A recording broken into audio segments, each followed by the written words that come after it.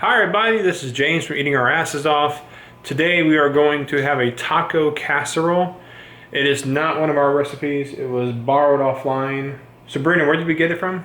I don't know. Awesome. We got it from there. It's called idon'tknow.com. And it's really cool. I'm just kidding.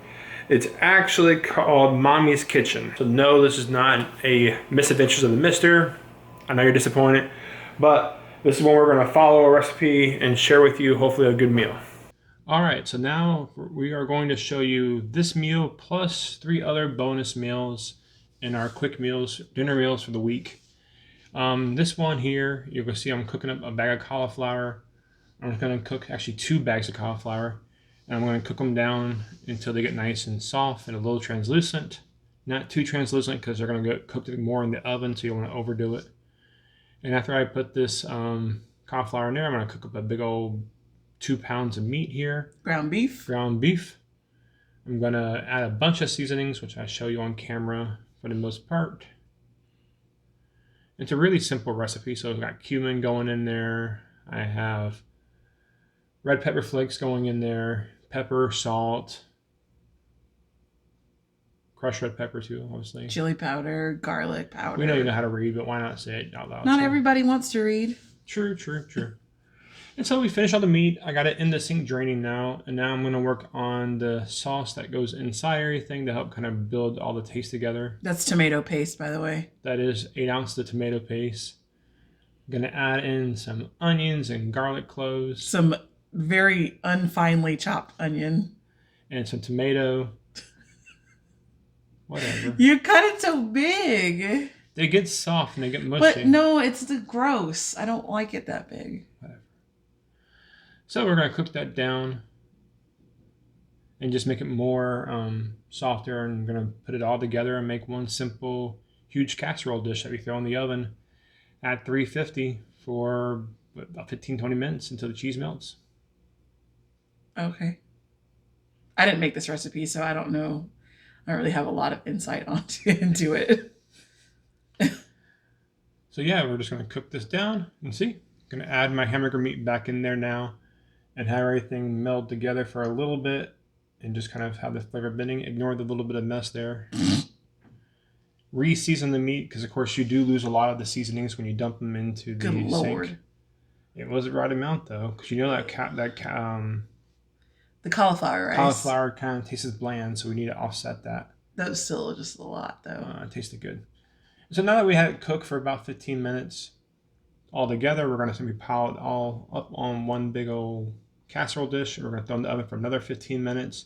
So all in all, this whole meal took about an hour, to be honest, if you include prep time for cutting and everything. Is that a cup of coffee in the background? It's my French press for my coffee, yes. Okay, you fancy, huh? I am. And you see I have it 80% full of white cream, and then I add a little bit of coffee on top of that. Jesus. Heavy cream, right? Yes. It's called, yeah. So now for the casserole, we just cover it full of cheddar cheese. Really, any cheese works. And then you're just going to throw it in the oven until that cheese gets nice and cooked through.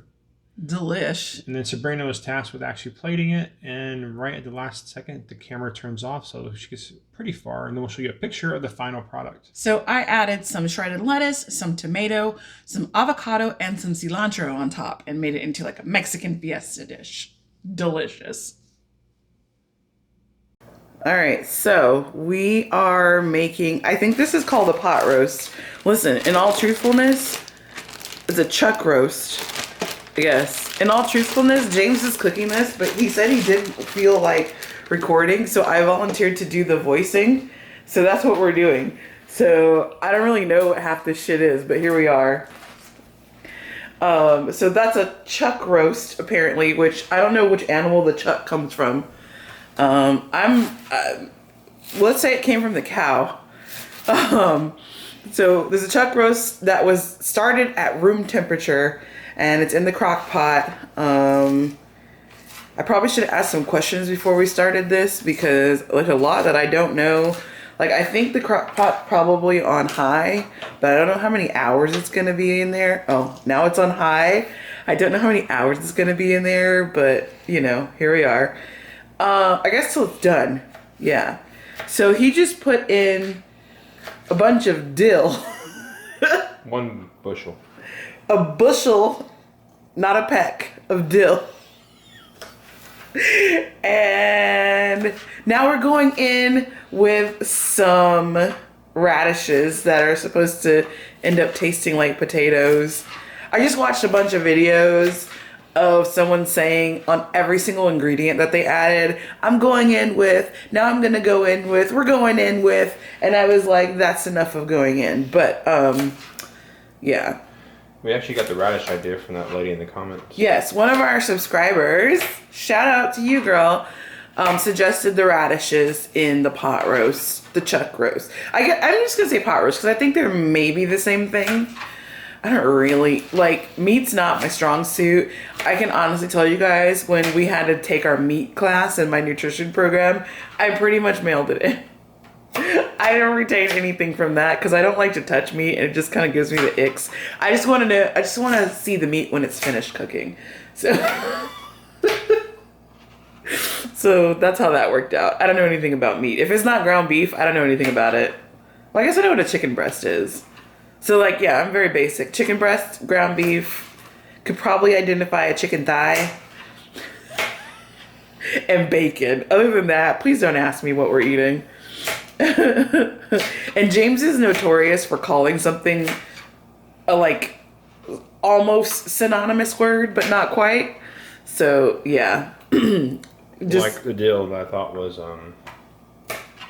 whatever it was I thought it was the first time. Did you tell me it was like parsley or Thyme? Thyme, yeah. Yeah, I was wrong. But whatever. Just rough chopping about 6 radishes. But whatever, it's gonna be delish, we think. And now, let's see if we can get a better image of that. He's making very large celery chunks. And he's getting mad at me for making fun of his large cuts. You always do. Every time he makes something, I'm like, hey, however small you think you're supposed to cut it, double that. And he gets mad at me, but then when I tell him that, it comes out just right. He likes to cut everything very large. Like, he'll take a clove of garlic and cut it in half and be like, I fine chopped it. What's the problem? No. He cuts a potato into fourths and like, I julienned it. Maybe I don't know what word julienne means. You know what the word julienne means. So he's doing a rough chop of some celery to go in there as well.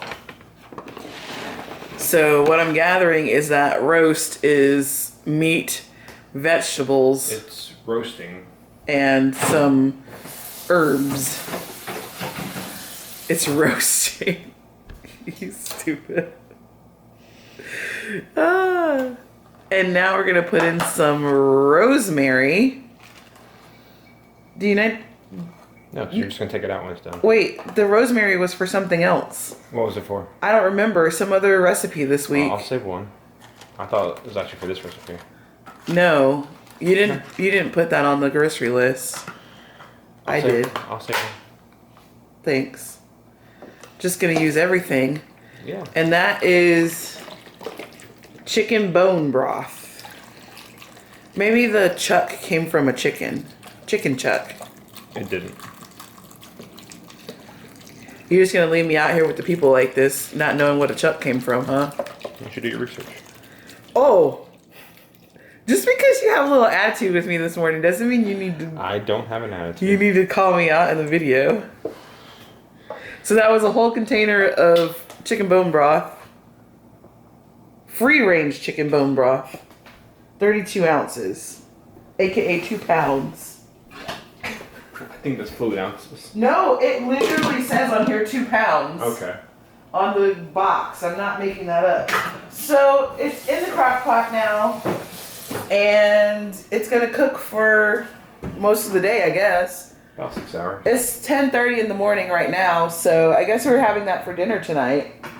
I think this week we could maybe do everything we ate for dinner.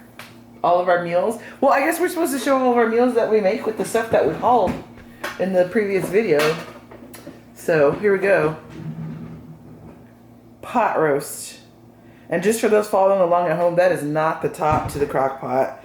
James does not respect the authority of the things that match in the kitchen. And that's just the way we live our lives.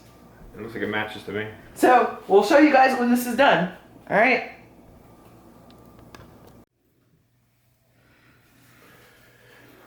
Off camera, I added some chili powder, cumin, smoked paprika, and salt and pepper in here. Just so I can get it seasoned. I forgot to season it when I first put it in here. Where's the meat? It's that pink stuff. Oh, I didn't see it. I'm going to take out this rosemary. This is like a stew. It's not like a... Well, I mean, you can choose to get it as liquidy as you want. I know you're going to drain it out and get something like that. I'm going to have actual soup out of it. It's kind of cold outside, so it makes sense to have a little bit of a, kind of a stew pot. Oh, I thought it was going to be just like a big chunk of meat. So it depends on what you want to do. If I continue to let it steam, it's going to eventually condense down and reduce. And then it'll be more of a roast. Right now, it's essentially just a stew. Oh. And then you can let it cook down as much as you want and lose the moisture and become it is. I want soup, so I'm going to have a bowl now. I know you don't, so you'll wait until it absorbs more and reduces down a little bit, right? Yes. But overall, there is a pot roast right here. All right, so this is our third recipe. This one didn't turn out perfectly, mainly because I am an idiot and left the food in the oven a little too long. But this is more about a premise idea than anything. So that's a 1 cup measuring cup. I'm going to make my fathead dough, which is 1 cup of almond flour and 1 cup of cheese. And we're just going to mix it together, throw it in the microwave until the cheese is pretty much soft and melted. And then after we do that, we just mish it together. It's in a later video that actually came out before this one where I figured out that you can use a rolling pin to better mix these things and better mold it into a bread. So you're going to painfully watch me use my hands to kind of meld it into a ball, which I'm coming to find that fathead dough doesn't do well when you mold it into a ball and then try to flatten it out. You're just better off just immediately flatten out. So here you see me trying to mold it with my hand as best as possible, and it does eventually go. It just takes a lot longer than if I just used a rolling pin. So you live and learn. You get better, hopefully, as you go. And so for this one, since it's going in the oven, I'm trying to bake it to get the nice brown texture. I do add an egg. That helps to get the cheese a little browner, so you get that kind of pretty crisp color. In terms of binding, it actually doesn't actually enhance too much. If I was going to bake like an actual like cookie or something, that of course matters. But since I'm wrapping it around these hot dogs, it ain't going to matter much. So shouldn't you have just like done an egg wash over the whole thing instead of like mixing it in with the dough? That might have made it better. You know, because I'm not actually cooking, like I said, I'm not making a cookie, so I don't really need the egg. I'm pretty sure that's what the recipe actually said to do. Who knows? I do. But anyways, see, you just wrap it around the dog like that, so you're kind of making like a pretzel idea around the dog. And you're going to do that for each of them. When I did the 1 cup cheese, 1 cup almond flour, I found I only have enough to wrap dogs like this for 4 of them. So 2 of them were not covered at all. We just called them bonus dogs. When I thought I could do 6, and why I didn't put them back in the wrapper, I don't know. I could have just done the 4, I guess. Okay. But you know, not every recipe is perfect. And this is not mine, so I'm not going to call it Misadventures of the Mister. So it kind of is, though, because I feel like you didn't really follow the recipe. You just kind of glanced at it, and you're like, okay, yeah, I can do that. And then you like went off to the races. If this is any case, that's every recipe I ever make, because I always change it somehow. But anyways, so the idea of this would have worked if I didn't overcook this in the end. And I ended up going about 10 minutes too long, and you're going to see that come out now. So it's a touch scorched. They're a touch burnt. So it could have worked out nicely, though. All right, our last recipe. And this one I'm actually quite proud of. I even put a title up there for you. It's called the Spicy Chicken Cauliflower. And it's actually really cool. I have a bunch of sauces there, and you're going to see me mix it all together in seasons. Melted butter with a little bit of olive oil. Added a bunch of seasons, including garlic powder, red pepper flakes, salt and pepper, and some Parmesan cheese. And that's going to become my breading. Since the chicken's wet from washing it, I can simply just tap it in there, and you see the chicken just naturally sticks to all that bread stuff. And the Parmesan cheese, when you cook it in that butter, oh my God, that was so good. This recipe was freaking delicious. And it'll be linked below. The recipes from this video will be linked below. And so you just cook it on both sides. And yeah, once you're done cooking, you're now going to do forget they call it in French for like the essentially like your au jus, whatever they call that. You're doing the same kind of idea. You're making like a base sauce to put the chicken with, and so we now gonna add the cauliflower so it can suck up all that moisture. Cauliflower rice. Yeah, and previously that was lemon juice and water and some more of the seasonings that I used before. There's that delicious chopped chicken. up the chicken there, and we just stir it together and let everything meld. There's some more juices from the chicken. Y'all, I cannot tell you how delicious this was. Like, it's so simple, but it's so freaking good. Like, all these flavors together with that little hint of lemon. Oh my God. Yeah, I really liked how the Parmesan chicken kind of stuck and then crisped up on the chicken. That was really awesome. So I let it simmer for about 10 minutes, and all in all, it took about a total of 25 minutes once you got cooking.